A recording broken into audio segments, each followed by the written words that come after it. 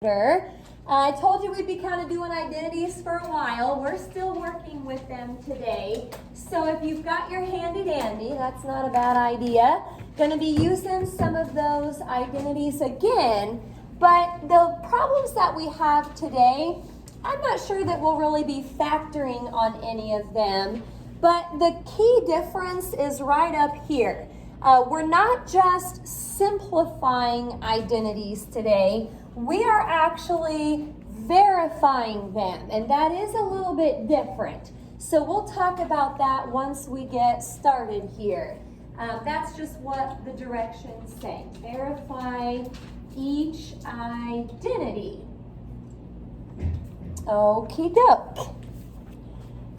Let's see here. Verify each identity. Let me put the first one up.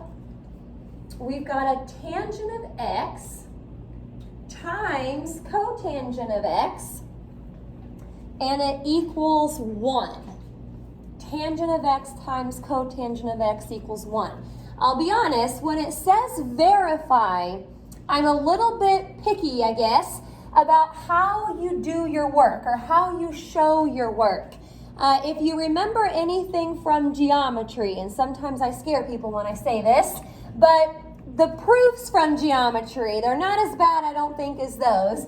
But, you know, proofs in geometry, the two-sided ones, you had to kind of show each step throughout the whole thing. You had a left side and a right side, and you had to carry it down the whole way through. That's kind of what we do in Trig when we verify identities. It's kind of like we're proving this. So you can do it a couple different ways, but what we usually do in here, just to keep everybody on the same page, we keep the right side. So like throughout this whole problem, I'm going to leave the 1 over here in every single step. Keep the right side, work on the left. Again, you don't always have to do it that way. I'm just trying to get us all on the same page. Keep the right, work on the left. Okay, so it's not like the problems we had been doing where you just kind of go step by step off to the side or maybe down. You actually need to show each side of the equation in each step. So we'll kind of do that throughout the day here. I'll keep reminding you about that. Now, looking on the left side here, what do we know about tangent and cotangent? They are reciprocals. So you can do this two different ways. I left tangent of x and then rewrote cotangent as 1 over tangent. You can do it the opposite way. You can write tangent as 1 over cotangent. Leave cotangent alone. That's fine too. Now again, the right side, it's slightly annoying throughout the problem, but it's what we do. The right side needs to stay there in every single step. It's like a two-sided proof. Okay, well we probably see what's going to happen here. The tangents, of course, are going to drop out. So anytime it says verify, once you get down to the left side equaling the right side, that is when we are finished. So we have verified that identity. Again, carry each side down throughout the whole thing, kind of like a proof. And then you know you're done when the left side equals the right. Okie dokie, we're going to try a few more here. So, number 2. All right, number 2. Secant squared of x divided by tangent of x equals secant of x, secant of x tangent of x, secant of x cosecant of x. Got a little bit more to look at on this one. Now remember, to keep everybody on the same page, we're going to keep the right side, work on the left side. So I'm looking over here right now at secant squared and tangent. Now I'm kind of thinking of a couple different ways we could do this. Now remember, when you look at these, you want to think about, is there a way I could rewrite secant so it has something in common with tangent, or is there a way to rewrite tangent so it has something in common with secant? Or it's possible that you'll have to rewrite both of those. Okay, again, don't look at the right side right now. We're going to leave that side alone for a minute. Any idea what we could do with secant and tangent so they've got something in common? Yes? You can keep changing, flip tan to the next, and then multiply it by secant squared, or whatever cosine squared.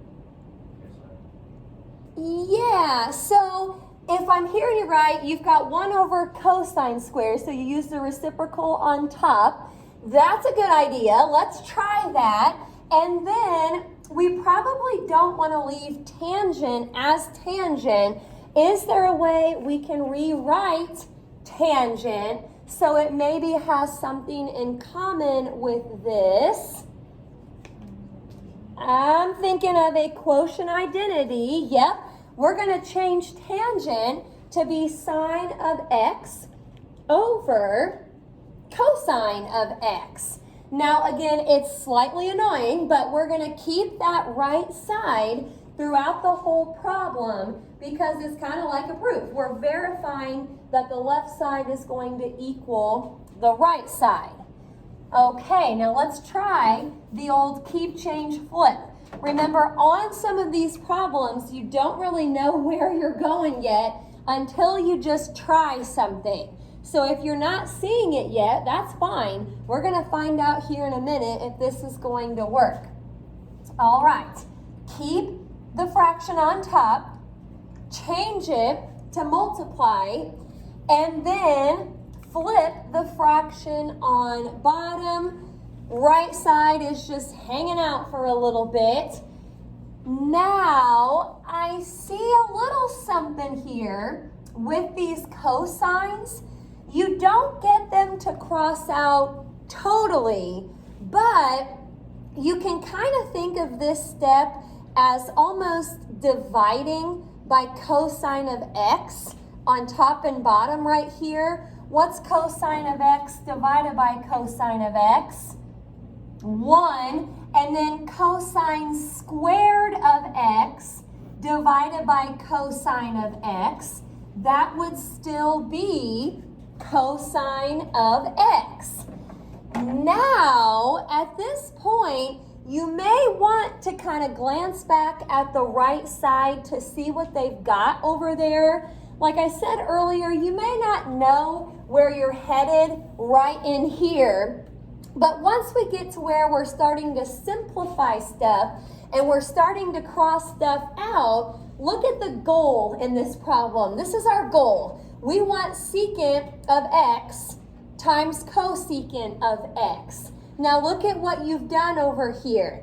You've simplified this first fraction to be 1 over cosine of x.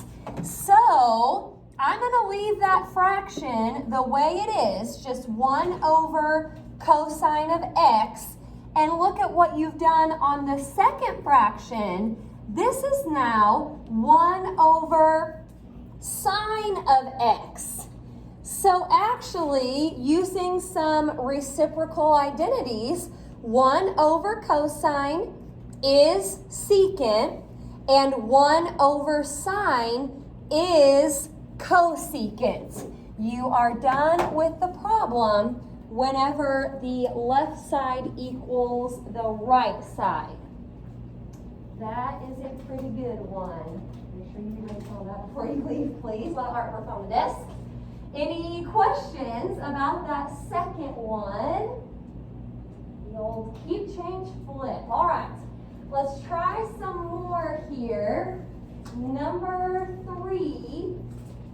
cosine squared of theta minus sine squared of theta equals 2 cosine squared of theta minus 1. Now remember, keep the right side, work on the left. Cosine squared minus sine squared. I almost thought that would be like a Pythagorean identity over here. The whole thing is not a Pythagorean identity, but I kind of feel like we're headed in the right direction by thinking of a Pythagorean identity. Now, something you might want to do on a problem like this, if you look at the right side, the goal, what you're headed for, look at the trig function over here. It has cosine in it. So that kind of tells me over here that I may want to leave this cosine the way it is because I want a cosine in my answer, but I don't want a sine in my answer. There's no sine squared over there. So I'm going to see if there's a way to rewrite sine squared. Now, I guess one option would be a reciprocal, but that would be like 1 over cosecant, and you don't want cosecant over here. So I may, since it is squared right there, I may see if there is a Pythagorean identity for sine squared. What does sine squared equal? 1 minus cosine squared. Now, hey, we're going to have to be real careful about how we write this out. I've got cosine squared of theta minus, now since I'm plugging in a quantity for sine squared, I'm going to have to put this quantity in parentheses. It was 1 minus cosine squared of theta, and this is actually looking pretty good because I've introduced another cosine, and that's what I want in my answer. I only want cosines. Okay, now I'm real adamant about these parentheses here because the next step in this problem would be to distribute the negative. If you don't get that part right, the distributing of the negative, you won't end up with the right answer. So this will be important right here.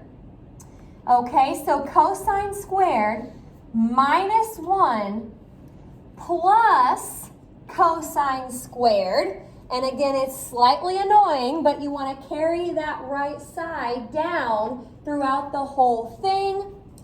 Well, we're real close over here. Think about what you do with x's for a second. If you had x squared plus x squared, it doesn't turn into x to the 4th. That would just be like a 1x squared plus 1x squared.